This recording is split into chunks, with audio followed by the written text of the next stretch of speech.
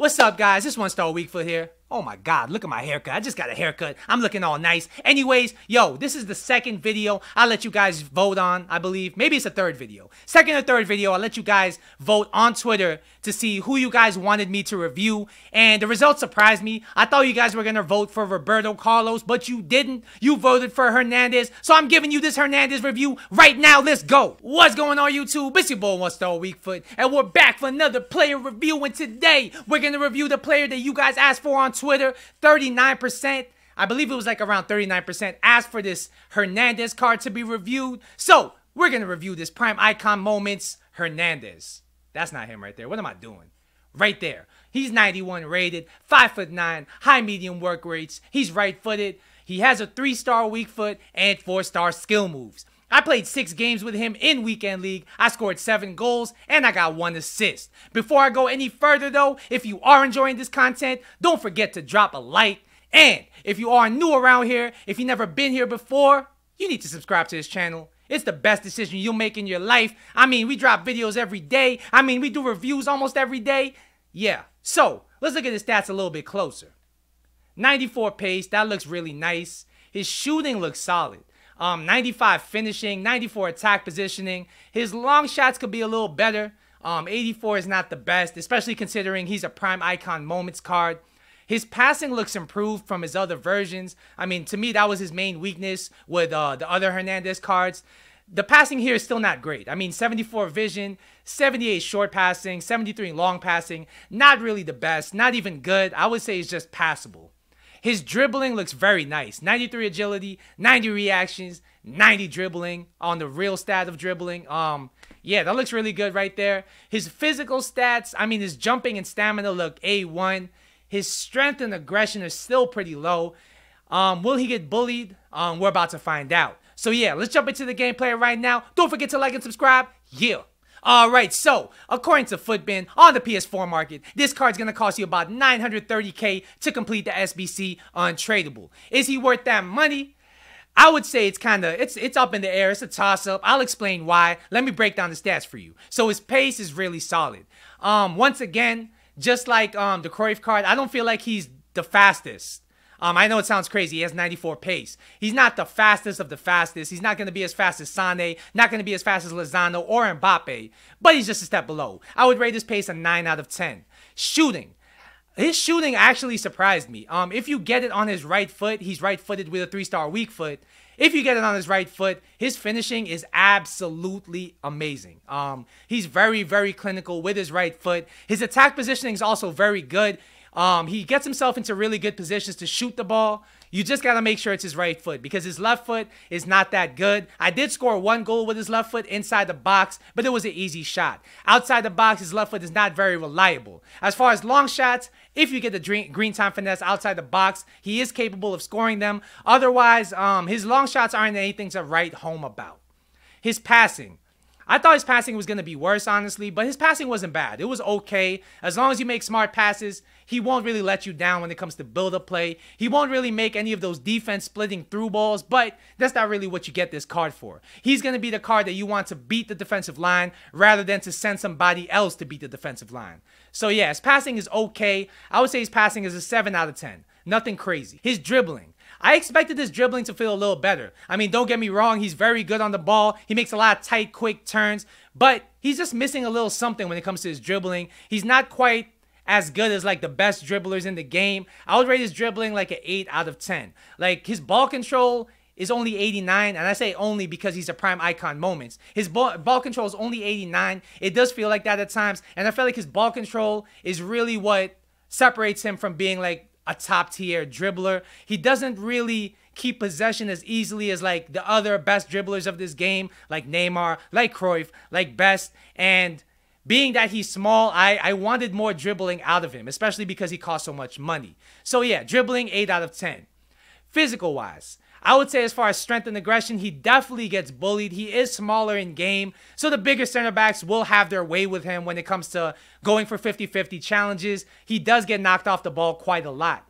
Jumping wise, he's actually pretty good. I wouldn't say He's a target man striker. You shouldn't really use him for those purposes, but he is capable of winning headers in the air. He is capable of scoring headers if you have a good crosser off the ball on your team, and he really won't let you down when it comes to that. Stamina is very good. 87 stamina is amazing for a striker. He will last you all game. So I would rate his physical about a 7.5 out of 10. Like I said, his strength is lacking, but his jumping and stamina are very good. So what would I rate this card out of 10? I would say this card is definitely a good card, definitely viable in weekend league. I would rate this card like an 8 to 8.5 out of 10. He's a very good striker. I would say he's not suited to be a lone striker. I mean, you can play him as a lone striker. That's what I did. But to get the best out of him, you want to play him in a two-striker formation with a bigger striker that can hold up play and send him through. Because the best goals I really scored with him, the way I used him like the most effectively is when I sent through balls to him and just let him run onto them. He's really good at doing that. And he's really good at finishing as long as you get him on his right foot. Some of the shots he shot with his right foot really surprised me that it went in, and they were just regular like power shots. I just pressed circle, aimed at the top right or the top left corner, depending on which side I was on, and it was going in the back of the net 10 times out of 10. So I really, really rate his finishing. I really, really rate his ability to get himself open and get himself onto through balls, but I don't think he contributes much to your play as far as build-up. I mean, he won't let you down, but he's not really amazing at it. He doesn't really contribute much to your team aside from scoring goals and being the defensive line. He's very much like Werner, very much like Vardy in that regard. And for 950K, 930K, whatever he costs, I expect more out of a striker. I want a complete striker. I want somebody that's going to last into team of the season. And he strikes me as a card that's really, he's going to be eclipsed by other team of the season cards. They're going to be like half the price of him. So I can't really co-sign you doing this SBC for that reason. However, if you're Mexican, like you want to use a Mexican team, you want to use the best Mexican players, or if you're just a fan of Hernandez, then this card's not a bad, he's not a bad player. He's not going to let you down. He is good at what he does, but that's really all he's good at, if that makes sense. So I'm going to compare this card to two different players that have a similar playstyle to him, so you understand what you're getting into when you use this card. So the first card I'm going to compare him to is the Headliners Werner. So who's better? It's actually up in the air. So pace-wise, I would say Werner is slightly faster than him in game. I mean, Werner is absolutely rapid. Hernandez is not too far behind. I do got to give the nod to Werner. Shooting-wise, I would say it's close because Werner's composure being low does let him down at times, I find. Attack positioning, I feel like they're very even. As far as finishing goes, I would say Hernandez has a better finish if you get him on the right foot. However, the fact that he has a 3-star weak foot lets him down, and Werner's more versatile in that regard. Outside the box, they're both decent, but nothing crazy.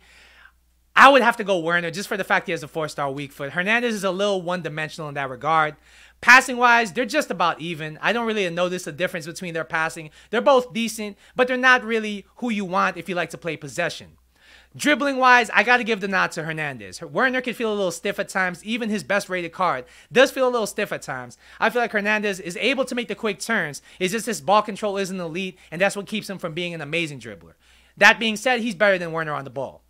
Physical-wise, I got to go Werner. Werner, I think, is better in the air than this Hernandez card just because he's bigger and still has good jumping. Stamina-wise, Werner's better. Strength-wise, holding up the ball-wise, I would rather have Werner. So who's a better player? It really depends on your play style. If you want a more physical striker that's going to beat the defensive line, then Werner's your guy. If you want a more agile player that's going to beat the defensive line, then Hernandez is your guy.